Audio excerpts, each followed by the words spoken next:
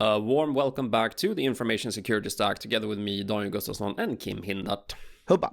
Today, Kim, we have a couple of things that we are going to go through and talk about on the agenda. First and foremost, we got a couple of questions from a listener from last week's episode when we discussed the Google Analytics bits that are in limbo right now and under scrutiny if you are a Swedish or European provider using Google Analytics. So I'll try to read the questions. The questions were asked in Swedish. I'll try to translate to the best of my ability.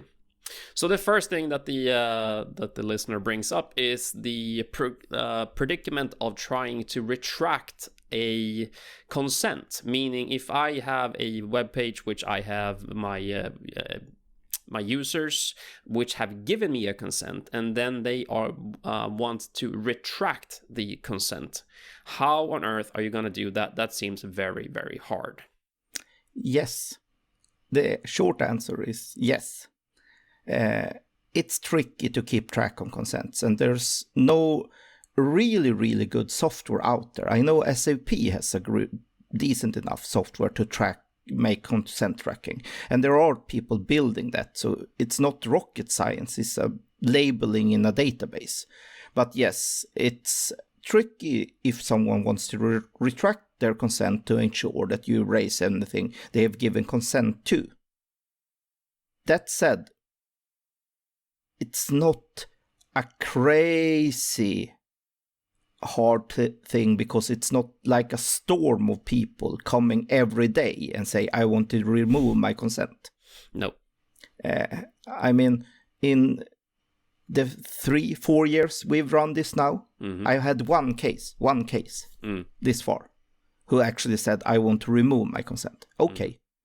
You can do that manually. So it's not like this huge administrative burden as well. So it's not like you need crazy automated tools to do this in another manner as well. But that said, it's of course totally up to how much personal data are you transferring. If you're online banking, if you are a payment service, for instance, yeah, of course you might do a huge amount of transactions that's running through.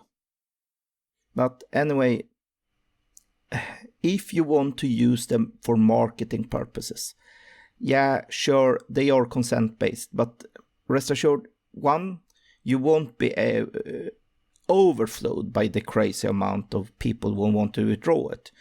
Two, yeah, you might just make sure that from a value point, ask consent before you do any marketing. It's very hard to motivate that otherwise. That said, that doesn't mean that all the other transfers and processing you might do, like for instance, if you're a bank, any account transaction, that's a totally valid process to keep because that fills the other legalities based on consent. It's when you want to take that automated processing they do, analyze it and use it for marketing purposes. And now we're talking different purpose.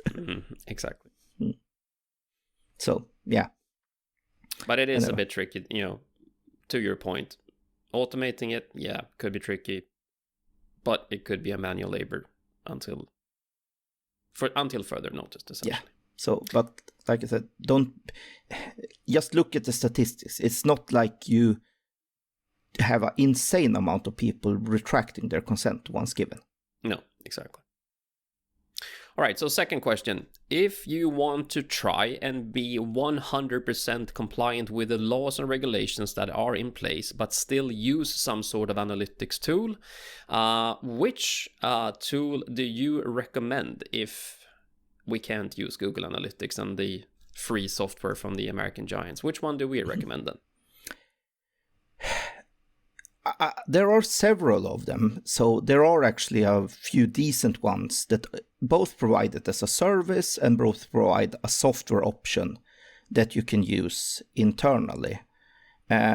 So there are a few EU staged ones, but that said, I don't also recommend that you don't use Google Analytics. You can use Google Analytics fully legal, but there are some really nice, decent plugins out there. that you can put in front of Google Analytics to ensure that you actually anonymize data before it goes to Google Analytics. To be clear, you don't want direct single user information in Google Analytics anyway as a marketing. You want to have it anonymized from the start. So that's something that you want to have.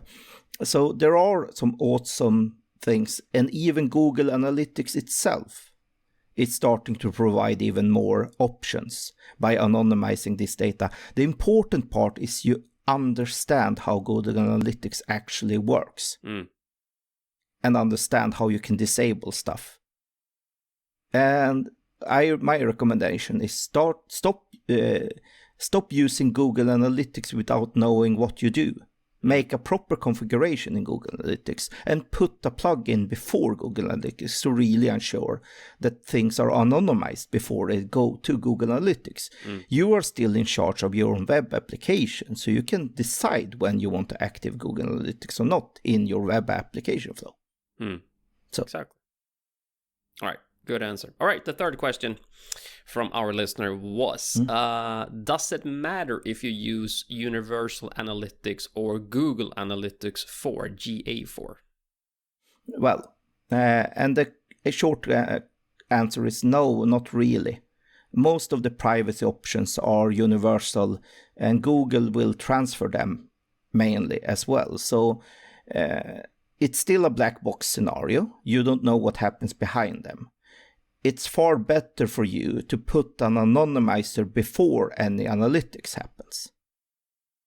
Then you can be sure that you do it before anything. And second, look at the nice instructions on how to actually anonymize the service. They have really good instructions on that.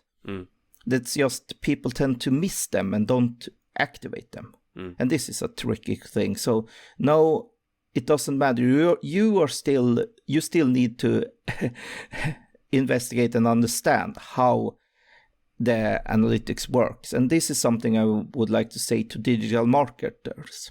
If you work in a digital world, there's no excuse for not understanding digital processes and how digital things work. You have to do it. Sorry to say. You shouldn't write the code yourself, but you really have to understand what happens behind and the settings. How do we configure the settings? Because this is really up to the marketing people, how they want it. And then they have to check these settings do this and these settings do this. And then they have to verify that with legal. Is it okay to have these settings or not? So that's... All right, awesome. And thanks for the question to begin with. We love the fact that the questions are starting to roll in. It makes this show a heck of a lot easier to do because then we don't have to figure out topics. We just answer questions, which is, well, yeah, we're lazy. So that's a good thing. But speaking of things I wanted to talk about, but I'm not allowed to because things continue to happen in the world the way I feared it would. I really hoped it wouldn't, but I'm not surprised that it does. Every now and then now it shows up that we have problems with government agencies, local councils, and so on that use American hyperscalers and have now been caught in their mind in a predicament since the Schrems 2 case was a thing in mid-August of 2020. And now, lo and behold, the whole question, can we use not third-party application, but third-country applications, which now America is deemed to be. Is that even possible? In Sweden, we have a bit of a revelation this past week. The minister for our digitalization minister, we actually have one of those in Sweden. He stated that because of the laws, the way they are written, and the way that the actual court cases within the EU now start to fall, he sees it very unlikely that you can use an American cloud or an American hyperscaler in order to store personal data for government agencies, councils, so on. And the reason why this was brought up was because one of or 2.0, I should say, Swedish region, states you could call them, actually made a procurement for a new platform for journal keeping in terms of personal accident. Yeah. Hospital records and journals, exactly. So they made a procurement, and they purchased a platform, which is an American platform called Cerner, and well, everything is happy-dory, I guess. One of the regions decided to keep the servers on premise, which was their when they made the risk assessment, they felt that was the most sane thing to do, and I would agree. At least they kept the servers in Sweden. The other state, which is one of the southern states in Sweden, decided to go with the cloud service which Cerner provided. And oh my goodness, the response was amazing. So here we are now with our Minister of Digitalization saying that behavior was probably not the correct one. It was a big thing on TV and all of that, and Kim Hindart, are we surprised that this happens? Because even if you don't live in Sweden and listen to this, I'm pretty sure that you have the same situation in the country you live in, unless it is America. We have this scale. How surprised am I? Not at all. How disgusted am I? Yeah, very, very much. So that's on the opposite ends of that scale, so to speak, though. So surprised, no. Disgusted, yes. Anyway, yeah, let's be clear. To their defense, they say this company has an agreement. They promise to follow Swedish laws. They totally, in the agreement, promised to be totally legal in Sweden. Mm-hmm. Absolutely. Okay, is that possible? And do you as a buyer have any responsibility for this? Yeah, if we take the example, I go out and buy a Tesla car for $100 or 100 euros. Mm-hmm. And they give me a receipt and promise that it's totally legal. It's not stolen. And I can show the cops, look, I have a receipt that says it's not stolen. You know, I will end up in trouble anyway. Mm-hmm. Because there are limits on how ridiculous your claim is. Yes, exactly. You can have before you have some legal liability of ensuring that this is not stolen. So if someone sells you stuff that's totally unreasonable, yeah, you have a legal limit to follow that as well. And this is exactly this case. Why is it so impossible to put a commercial agreement in place that ensures that they follow Swedish law? Because the rule of law in the United States and the rule of law in Sweden and within EU doesn't match each other. They're in conflict. So any American entity is of course subject to American laws first. They don't live in Europe. They don't stay in Europe. So if you live in the United States and as a US citizen, you're subject to US law long before you're subject to EU law. Mm-hmm. And now the rule of law, the legal systems in different countries can handle this very differently.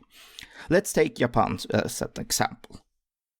They have in their constitutional law already written the permission that if we are now talking about a foreign citizen from the European Union, mm-hmm. they will not be handled and processed in the normal Japanese legal way. Their rule of law states that they should look to Europe to get the guidance to ensure that it follows the European practice as well. Yep. So, for instance, the United States might give a claim that they want information from a server. And in this case, it was servers controlled by Americans, but still residing in Sweden. Yep. But they have a claim. Their jurisdiction says they have a global jurisdiction. Mm. So they claim that they have the right to issue a warrant and get information from servers anywhere in the world. Yes. You can really discuss the delusion of grandeur with a nation saying they have a total claim for anyone in the world. But anyway, this is what they do, actually. So it's perfectly legal in their country. Of course, if they come and claim that to us here at City, and believe me, they do, every now and then they do give claims. We want data stored on your servers in Europe. I, as a European entity, can then reply and say, no, sorry, you have to go through the appropriate government channels in Europe. And then I don't hear anything more from them because they don't want to do that. If I, on the other hand, were residing in the United States, sitting in the US, and being a US citizen, if I say, no, I don't want to do that, they might put me in jail. Yeah, because, I mean, you fall under American law. If you are an American citizen, you fall under American law. If you are an American company, you fall under American law. And vice versa. And this is not, and people might say, oh God, the US is not that country. They're not just breaking the laws hip some hap. No, they don't. But they follow a due process. The only problem is this due process is not the same process as we have in Europe. No.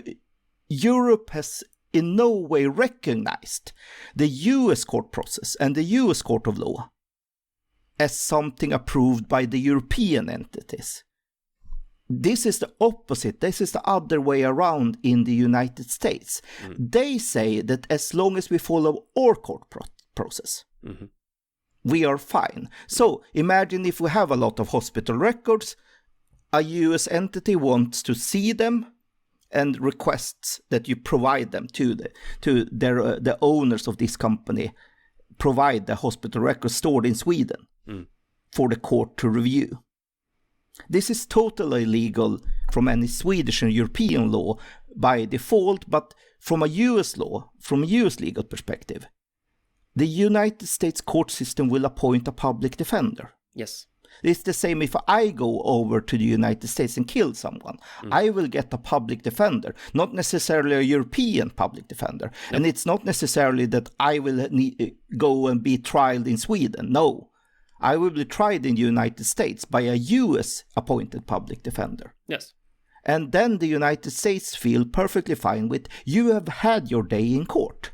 So this is also something to remember. Most of these warrants, and when they want to have data,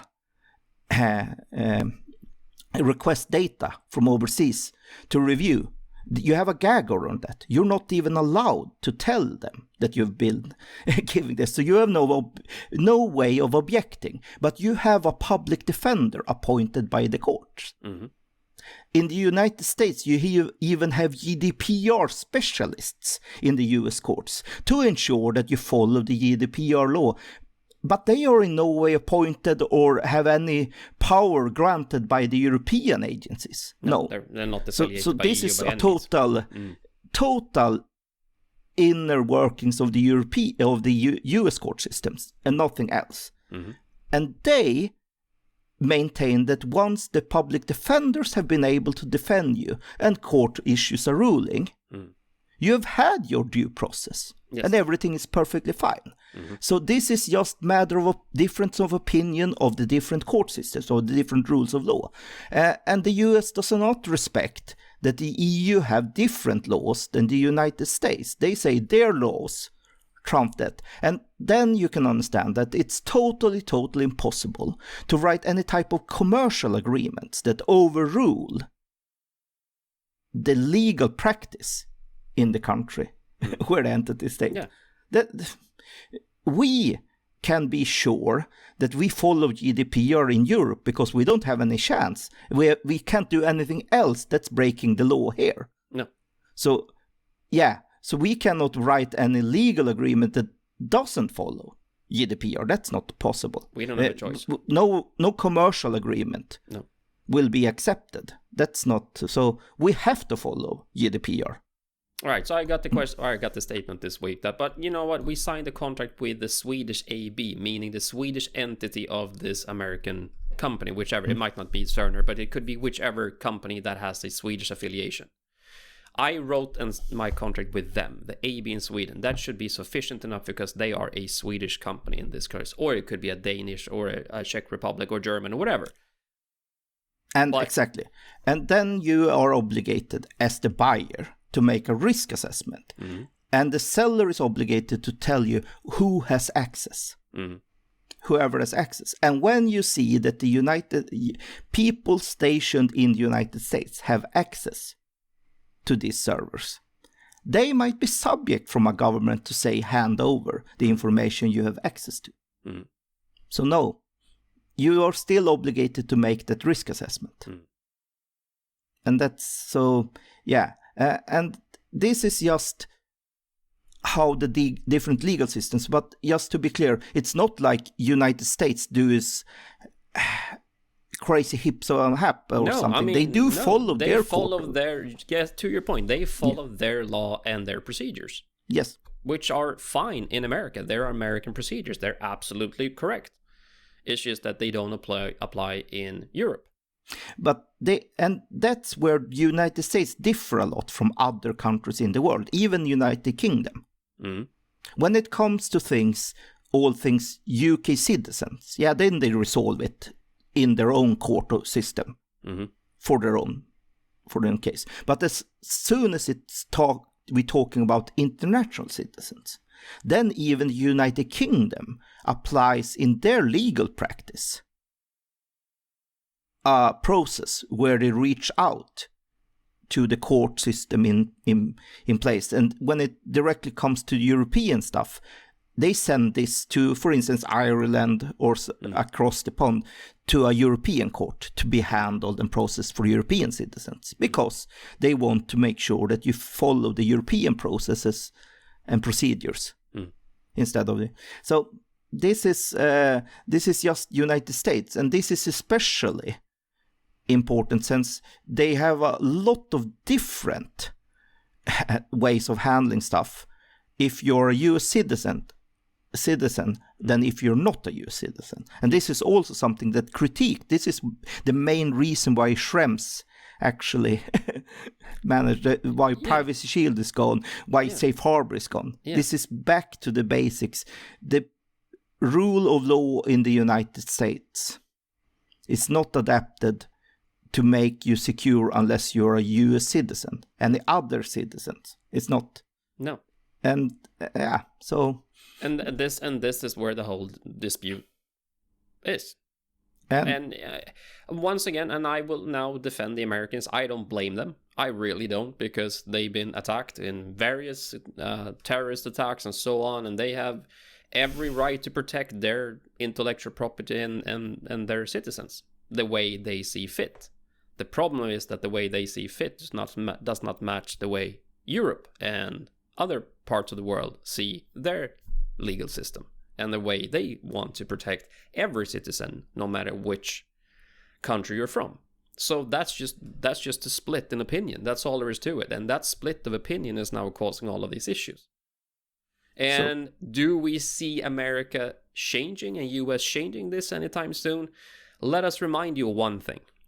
The rules that are in place currently was established by an American president called Barack Obama. You might think that just because we went through 4 years of craziness with Mr. Trump, and some things were good, but most were weird, he was actually not the one who put these laws in place. It was put in place by the previous administration with Barack Obama. And who was his vice president? Ta-da! Joe Biden. So I heard this notion that, well, now Biden is in the office and he will fix this. No. Why should he? He believes in this as well. He was actually one part of the administration that enforced it. So, do we see a change anytime soon? I doubt it. I really do. I think we're going to be stuck in this predicament for quite some time. So, don't rely on agreements that try and overrule the rule of law in the nation where it's supposed to be applicable to. No. That doesn't work. That's fruitless endeavor. Even if you want to do the opposite, write a legal agreement that goes against GDPR with a European company. That still doesn't work. I cannot sign any agreement that will be valid in Europe that breaks GDPR. It just doesn't work. I'm subject to European laws first and foremost. Yeah. So no commercial agreement can change the law in the nation you're stationed in. No. That's never been the case. So. All right. And now this week the notion came up that GDPR is already unfruitful, it's old, it doesn't support all technical systems, blah, blah, blah. It doesn't really matter. The law is the law as it stands right now, and we have to adapt to it, simply put. But do we have conflicting laws in the world? Yes, we do. And that is the reason why we are in the situation we are. I really, really, really, really wish we could use American services. I like them. I like them a lot. I really wish we had one law throughout the world to handle how to handle personal data. I really wish we did. But we don't. And the reason why is politics. Yeah. The data is now so important. It holds a value far beyond the fact that it's just someone's personal data. It can now affect elections. It can affect economies. It can affect who will hold the power for the next 20 to 30 to 40 years in the world in terms of superpowers. Meaning data is not only a data transfer anymore. It's a commodity. Just look back a few years at the biggest companies in the world, the most profitable companies in the world. A few years back, it was oil companies only in the top 10 list. A few years before that, it was banks only in the top 10 list. Today, it's IT. It's data. Yes. Apple, Alphabet, Amazon, Alibaba, Microsoft. Yeah. So the list is long. So this is the whole point, and this is why I know your favorite quote is "Don't look for a unicorn," but I kind of feel that that's what people are doing. They're looking for that pink, beautiful unicorn that will fix all of our problems because we don't want to change. But the situation is here now. This is what it is, and trying to blindly trust an agreement just because in the agreement they say they will. Okay, does it actually hold water? Can they actually fulfill what the agreement states? And if you doubt it, and if the risk assessment says probably not, don't sign those contracts, please.